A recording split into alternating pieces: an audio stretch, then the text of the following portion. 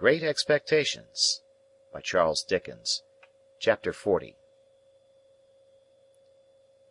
It was fortunate for me that I had to take precautions to ensure, so far as I could, the safety of my dreaded visitor, for, this thought pressing on me when I awoke, held other thoughts in a confused concourse at a distance. The impossibility of keeping him concealed in the chambers was self-evident. It could not be done, and the attempt to do it would inevitably engender suspicion. True, I had no avenger in my service now, but I was looked after by an inflammatory old female, assisted by an animated rag-bag whom she called her niece, and to keep a room secret from them would be to invite curiosity and exaggeration. They both had weak eyes, which I had long attributed to their chronically looking in at keyholes, and they were always at hand when not wanted. Indeed, that was their only reliable quality besides larceny. Not to get up a mystery with these people, I resolved to announce in the morning that my uncle had unexpectedly come from the country. This course I decided on while I was yet groping about in the darkness for the means of getting a light. Not stumbling on the means after all, I was fain to go out to the adjacent lodge and get the watchman there to come with his lantern. Now, in groping my way down the black staircase, I fell over something, and that something was a man crouching in a corner. As the man made no answer when I asked him what he did there, but eluded my touch in silence, I ran to the lodge and urged the watchman to come quickly, telling him of the incident on the way back. The wind being as fierce as ever, we did not care to endanger the light in the lantern by rekindling the extinguished lamps in the staircase, but we examined the staircase from the bottom to the top, and found no one there. It then occurred to me as possible that the man might have slipped into my rooms, so, lighting my candle at the watchman's, and leaving him standing at the door, I examined them carefully, including the room in which my dreaded guest lay asleep. All was quiet, and assuredly no other man was in those chambers. It troubled me that there should have been a lurker on the stairs, on that night of all nights in the year, and I asked the watchman, on the chance of eliciting some hopeful explanation, as I handed him a dram at the door, whether he had admitted at his gate any gentlemen who had perceptibly been dining out. Yes, he said, at different times of the night, 3. One lived in Fountain Court, and the other 2 lived in the lane, and he had seen them all go home. Again, the only other man who dwelt in the house of which my chambers formed a part had been in the country for some weeks, and he certainly had not returned in the night, because we had seen his door with his seal on it as we came upstairs. "The night being so bad, sir," said the watchman, as he gave me back my glass, "uncommon few have come in at my gate. Besides them 3 gentlemen that I have named, I don't call to mind another since about 11 o'clock, when a stranger asked for you." "My uncle," I muttered. "Yes." "You saw him, sir?" "Yes, oh yes." "Likewise the person with him?" "Person with him," I replied. "I judged the person to be with him," returned the watchman. "The person stopped when he stopped to make inquiry of me, and the person took this way when he took this way." "What sort of person?" The watchman had not particularly noticed. He should say, a working person. To the best of his belief, he had a dust-coloured kind of clothes on, under a dark coat. The watchman made more light of the matter than I did, and naturally, not having my reason for attaching weight to it. When I had got rid of him, which I thought it well to do without prolonging explanations, my mind was much troubled by these 2 circumstances taken together. Whereas they were easy of innocent solution apart, as, for instance, some diner out or diner at home, who had not gone near this watchman's gate, might have strayed to my staircase and dropped asleep there, and my nameless visitor might have brought some one with him to show him the way. Still, joined, They had an ugly look to one as prone to distrust and fear as the changes of a few hours had made me. I lighted my fire, which burnt with a raw, pale flare at that time of the morning, and fell into a doze before it. I seemed to have been dozing a whole night when the clock struck 6. As there was full an hour and a half between me and daylight, I dozed again, now waking up uneasily, with prolix conversations about nothing in my ears, now making thunder of the wind in the chimney, at length falling off into a profound sleep from which the daylight woke me with a start. All this time I had never been able to consider my own situation, nor could I do so yet. I had not the power to attend to it. I was greatly dejected and distressed, but in an incoherent wholesale sort of way. As to forming any plan for the future, I could as soon have formed an elephant. When I opened the shutters and looked out at the wet wild morning, all of a leaden hue, when I walked from room to room, when I sat down again shivering before the fire, waiting for my laundress to appear, I thought how miserable I was, but hardly knew why, or how long I had been so, or on what day of the week I made the reflection, or even who I was that made it. At last the old woman and the niece came in, the latter with a head not easily distinguishable from her dusty broom, and testified surprise at sight of me and the fire. To whom I imparted how my uncle had come in the night and was then asleep, and how the breakfast preparations were to be modified accordingly. Then I washed and dressed while they knocked the furniture about and made a dust, and so, in a sort of dream or sleep-waking, I found myself sitting by the fire again, waiting for him to come to breakfast. By and by his door opened and he came out. I could not bring myself to bear the sight of him, and I thought he had a worse look by daylight. "I do not even know," said I, speaking low as he took his seat at the table, "by what name to call you. I have given out that you are my uncle." "That's it, dear boy. Call me uncle." "You assumed some name, I suppose, on board ship?" "Yes, dear boy. I took the name of Provis." "Do you mean to keep that name?" "Why, yes, dear boy. It's as good as another, unless you'd like another." "What is your real name?" I asked him in a whisper. "Magwitch," he answered in the same tone, "christened Abel." "What were you brought up to be?" "A varmint, dear boy." He answered quite seriously, and used the word as if it denoted some profession. "When you came into the temple last night," said I, pausing to wonder whether that could really have been last night, which seemed so long ago. "Yes, dear boy." "When you came in at the gate and asked the watchman the way here, had you anyone with you?" "With me? No, dear boy." "But there was someone there?" "I didn't take particular notice," he said dubiously, "not knowing the ways of the place, but I think there was a person, too, come in alonger me." "Are you known in London?" "I hope not," said he, giving his neck a jerk with his forefinger that made me turn hot and sick. "Were you known in London once?" "Not over and above, dear boy. I was in the provinces mostly." "Were you tried in London?" "Which time?" said he, with a sharp look. "The last time." He nodded. "First knowed Mr. Jaggers that way. Jaggers was for me." It was on my lips to ask him what he was tried for, but he took up a knife, gave it a flourish, and with the words, "And what I done is worked out and paid for," fell to at his breakfast.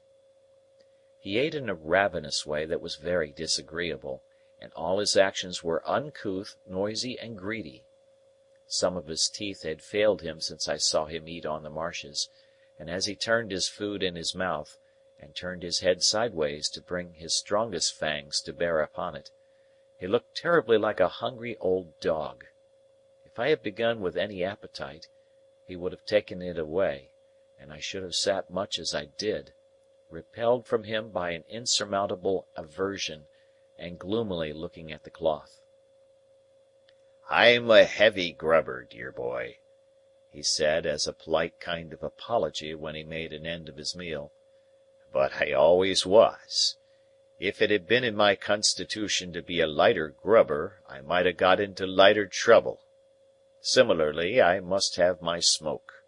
When I was first hired out as shepherd the other side of the world, it's my belief I should have turned into a molloncolly mad sheep myself if I hadn't had my smoke."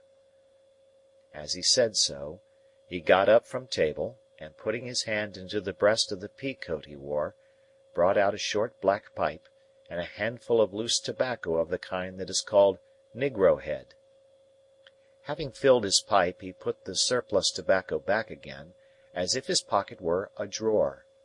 Then, he took a live coal from the fire with the tongs and lighted his pipe at it, and then turned round on the hearth-rug with his back to the fire, and went through his favourite action of holding out both his hands for mine. "Hand this," said he, dandling my hands up and down in his, as he puffed at his pipe, "hand this is the gentleman what I made. The real, genuine one. It does me good fur to look at you, Pip. All I stipulate is, to stand by and look at you, dear boy."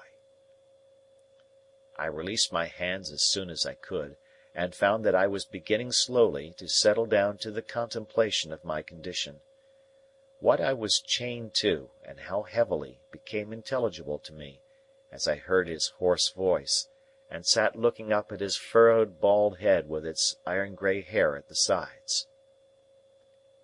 "I mustn't see my gentleman a-footing it in the mire of the streets. There mustn't be no mud on his boots.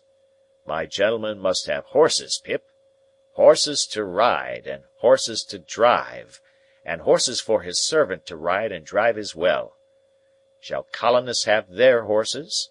And blood uns, if you please, good Lord. And not my London gentlemen? No, no. We'll show 'em another pair of shoes than that, Pip, won't us?" He took out of his pocket a great thick pocket-book, bursting with papers, and tossed it on the table. "There's something worth spending in that there book, dear boy. It's yourn. All I've got ain't mine, it's yourn. Don't you be afeard on it. There's more where that come from. I've come to the old country for to see my gentleman spend his money like a gentleman. That'll be my pleasure. My pleasure'll be for to see him do it. And blast you all!" he wound up, looking round the room, and snapping his fingers once with a loud snap. "Blast you every one, from the judge in his wig to the colonist a-stirring up the dust. I'll show a better gentleman than the whole kit on you put together." "Stop!" said I, almost in a frenzy of fear and dislike. "I want to speak to you. I want to know what is to be done. I want to know how you are to be kept out of danger, how long you are going to stay, what projects you have." "Look'ee here, Pip," said he, laying his hand on my arm in a suddenly altered and subdued manner. "First of all, look'ee here. I forgot myself half a minute ago. What I said was low. That's what it was, low. Look'ee here, Pip. Look over it. I ain't a-going to be low."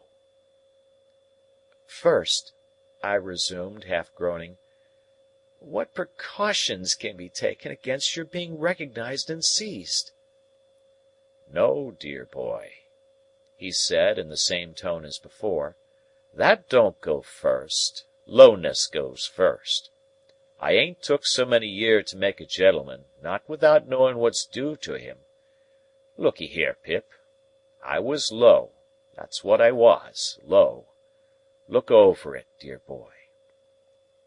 Some sense of the grimly ludicrous moved me to a fretful laugh as I replied, "I have looked over it. In Heaven's name, don't harp upon it." Yes, but look'ee here," he persisted. "Dear boy, I ain't come so fur, not fur to be low. Now, go on, dear boy. You was a sayin'." "How are you to be guarded from the danger you have incurred?" "Well, dear boy, the danger ain't so great. Without I was informed agin, the danger ain't so much to signify. There's Jaggers, and there's Wemmick, and there's you.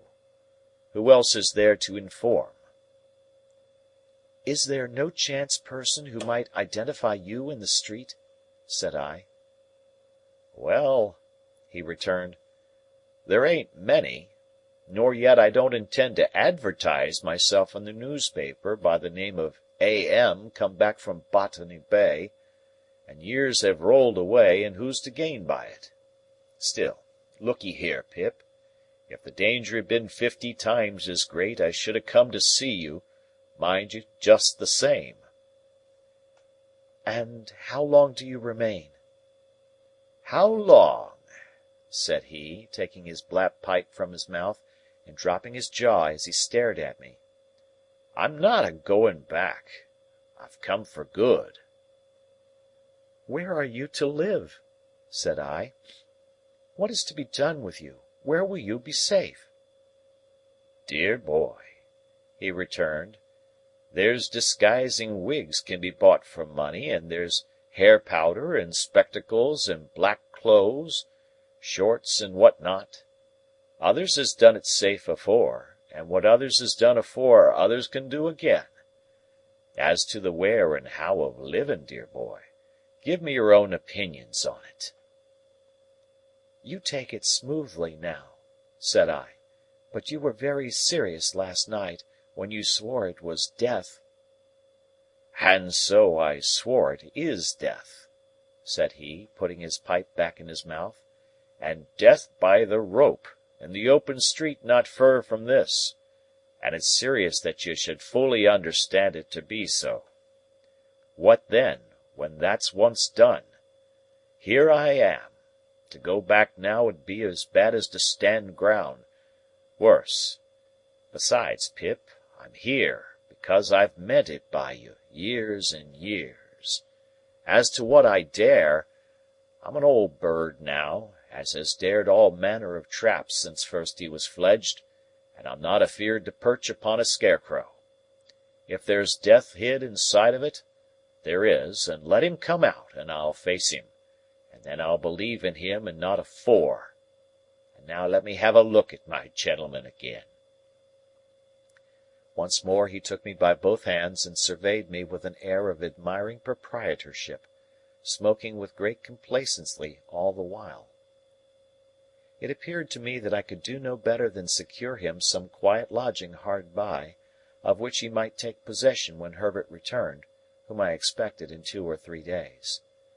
That the secret must be confided to Herbert as a matter of unavoidable necessity, even if I could have put the immense relief I should derive from sharing it with him out of the question, was plain to me. What it was by no means so plain to Mr. Provis (I resolved to call him by that name), who reserved his consent to Herbert's participation until he should have seen him and formed a favourable judgment of his physiognomy. "And even then, dear boy," said he, pulling a greasy little clasped black Testament out of his pocket, "we'll have him on his oath." To state that my terrible patron carried this little black book about the world solely to swear people on in cases of emergency, would be to state what I have never quite established; but this I can say, that I never knew him put it to any other use. The book itself had the appearance of having been stolen from some court of justice, and perhaps his knowledge of its antecedents, combined with his own experience in that wise, gave him a reliance on its powers as a sort of legal spell or charm. On this first occasion of his producing it, I recalled how he had made me swear fidelity in the churchyard long ago, and how he had described himself last night as always swearing to his resolutions in his solitude.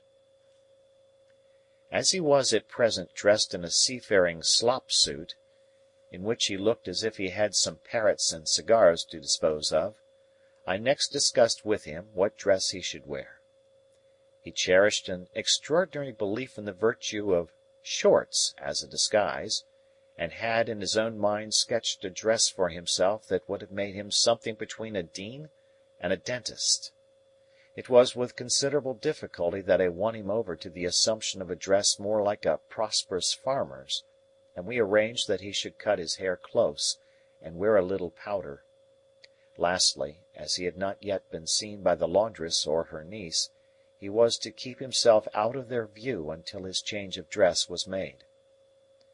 It would seem a simple matter to decide on these precautions, but in my dazed, not to say distracted, state, it took so long that I did not get out to further them until 2 or 3 in the afternoon. He was to remain shut up in the chambers while I was gone, and was on no account to open the door. There being to my knowledge a respectable lodging-house in Essex Street, the back of which looked into the Temple, and was almost within hail of my windows, I first of all repaired to that house, and was so fortunate as to secure the second floor for my uncle, Mr. Provis. I then went from shop to shop, making such purchases as were necessary to the change in his appearance. This business transacted, I turned my face, on my own account, to Little Britain. Mr. Jaggers was at his desk, but, seeing me enter, got up immediately and stood before his fire.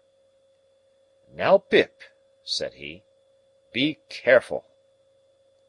"I will, sir," I returned, for coming along I had thought well of what I was going to say. "Don't commit yourself," said Mr. Jaggers, "and don't commit any one. You understand, any one. Don't tell me anything. I don't want to know anything. I am not curious." Of course I saw that he knew the man was come.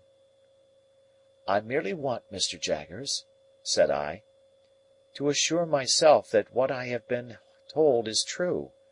I have no hope of its being untrue, but at least I may verify it." Mr. Jaggers nodded. "But did you say told, or informed?"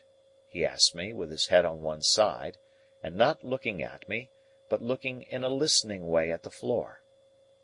"Told would seem to imply verbal communication. You can't have verbal communication with a man in New South Wales, you know."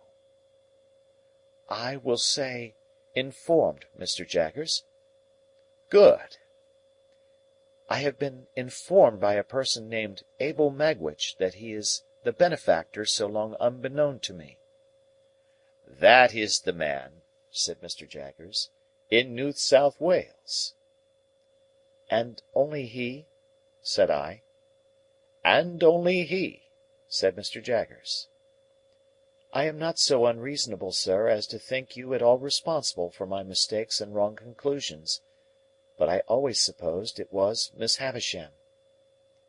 "As you say, Pip," returned Mr. Jaggers, turning his eyes upon me coolly, and taking a bite at his forefinger, "I am not at all responsible for that." "And yet it looks so like it, sir," I pleaded with a downcast heart. "Not a particle of evidence, Pip," said Mr. Jaggers, shaking his head and gathering up his skirts. "Take nothing on its looks. Take everything on evidence. There's no better rule." "I have no more to say," said I, with a sigh, after standing silent for a little while. "I have verified my information, and there's an end." "And Magwitch, in New South Wales, having at last disclosed himself," said Mr. Jaggers, "you will comprehend, Pip, how rigidly throughout my communication with you I have always adhered to the strict line of fact. There has never been the least departure from the strict line of fact. You are quite aware of that?" "Quite, sir." "I communicated to Magwitch, in New South Wales, when he first wrote to me from New South Wales, the caution that he must not expect me ever to deviate from the strict line of fact. I also communicated to him another caution. he appeared to me to have obscurely hinted in his letter at some distant idea he had of seeing you in England here. I cautioned him that I must hear no more of that he was not at all likely to obtain a pardon, that he was expatriated for the term of his natural life, and that his presenting himself in this country would be an act of felony, rendering him liable to the extreme penalty of the law. I gave Magwitch that caution," said Mr. Jaggers, looking hard at me. "I wrote it to New South Wales. He guided himself by it, no doubt." "No doubt," said I. "I have been informed by Wemmick," pursued Mr. Jaggers, still looking hard at me, "that he has received a letter, under date Portsmouth, from a colonist of the name of Purvis or Provis," I suggested. "Or Provis. Thank you, Pip. Perhaps it is Provis. Perhaps you know it's Provis?" "Yes," said I. "You know it's Provis. A letter, under date Portsmouth, from a colonist of the name of Provis, asking for the particulars of your address on behalf of Magwitch. Wemmick sent him the particulars, I understand, by return of post. Probably it is through Provis that you have received the explanation of Magwitch, in New South Wales?" "It came through Provis," I replied. "Good day, Pip," said Mr. Jaggers, offering his hand. "Glad to have seen you. In writing by post to Magwitch, in New South Wales, or in communicating with him through Provis, have the goodness to mention that the particulars and vouchers of our long account shall be sent to you, together with the balance, for there is still a balance remaining. Good day, Pip." We shook hands, and he looked hard at me as long as he could see me. I turned at the door, and he was still looking hard at me, while the two vile casts on the shelf seemed to be trying to get their eyelids open, and to force out of their swollen throats, "Oh, what a man he is!" Wemmick was out, and though he had been at his desk, he could have done nothing for me. I went straight back to the Temple, where I found the terrible Provis, drinking rum and water and smoking negro head, in safety. Next day the clothes I had ordered all came home, and he put them on. Whatever he put on became him less, it dismally seemed to me, than what he had worn before. To my thinking, there was something in him that made it hopeless to attempt to disguise him. The more I dressed him and the better I dressed him, the more he looked like the slouching fugitive on the marshes. This effect on my anxious fancy was partly referable, no doubt, to his old face and manner growing more familiar to me, but I believe too that he dragged one of his legs as if there were still a weight of iron on it, and that from head to foot there was convict in the very grain of the man. The influences of his solitary hut life were upon him besides, and gave him a savage air that no dress could tame. Added to these were the influences of his subsequent branded life among men, and, crowning all, his consciousness that he was dodging and hiding now. In all his ways of sitting and standing, and eating and drinking, of brooding about in a high-shouldered reluctant style, of taking out his great horn-handled jack-knife and wiping it on his legs and cutting his food, of lifting light glasses and cups to his lips, as if they were clumsy pannikins, of chopping a wedge off his bread, and soaking up with it the last fragments of gravy round and round his plate, as if to make the most of an allowance, and then drying his finger ends on it, and then swallowing it. In these ways and a thousand other small nameless instances arising every minute in the day, there was prisoner, felon, bondsman, plain as plain could be.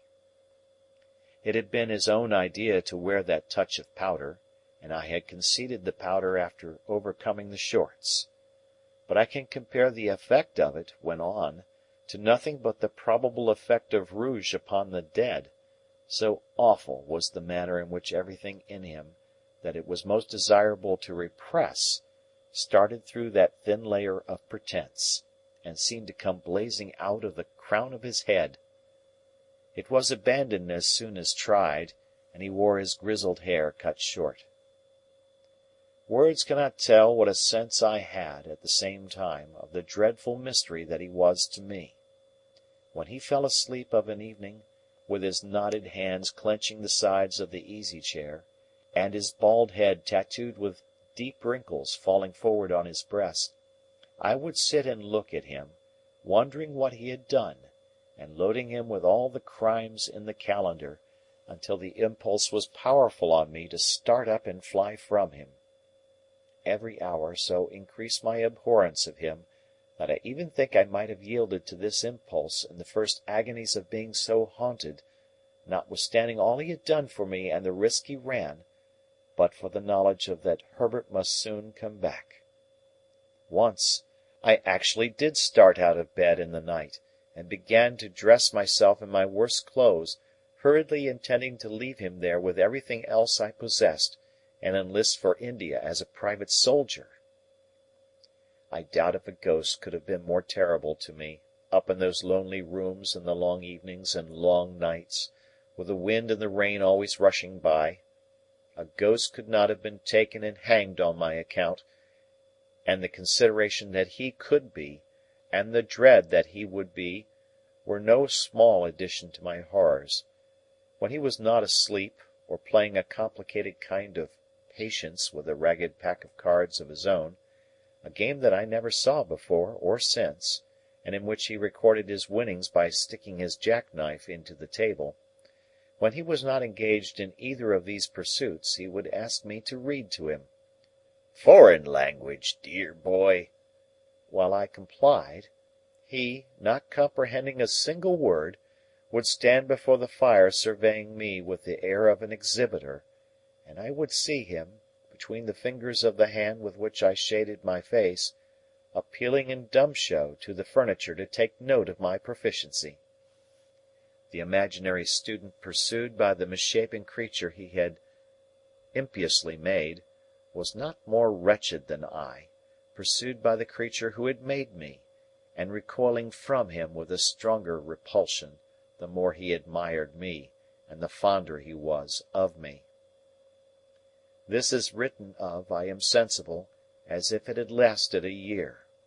It lasted about 5 days. Expecting Herbert all the time, I dared not go out, except when I took Provis for an airing after dark. At length, one evening when dinner was over and I had dropped into a slumber quite worn out, for my nights had been agitated and my rest broken by fearful dreams, I was roused by the welcome footstep on the staircase.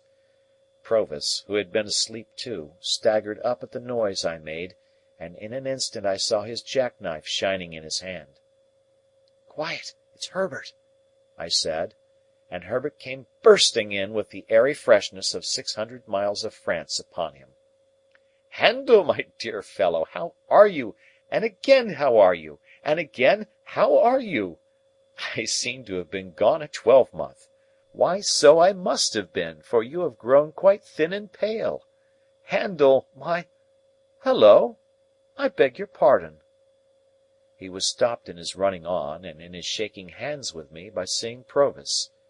Provis, regarding him with a fixed attention, was slowly putting up his jackknife, and groping in another pocket for something else. "Herbert, my dear friend," said I, shutting the double doors, while Herbert stood staring and wondering, "something very strange has happened. This is a visitor of mine." "It's all right, dear boy," said Provis, coming forward, with his little clasped black book, and then addressing himself to Herbert. "Take it in your right hand. Lord strike you dead on the spot, if ever you split in any way somever. Kiss it." "Do so, as he wishes it," I said to Herbert. So Herbert, looking at me with a friendly uneasiness and amazement, complied, and Provis immediately shaking hands with him, said, "Now you're on your oath, you know, and never believe me on mine, if Pip shan't make a gentleman on you." Chapter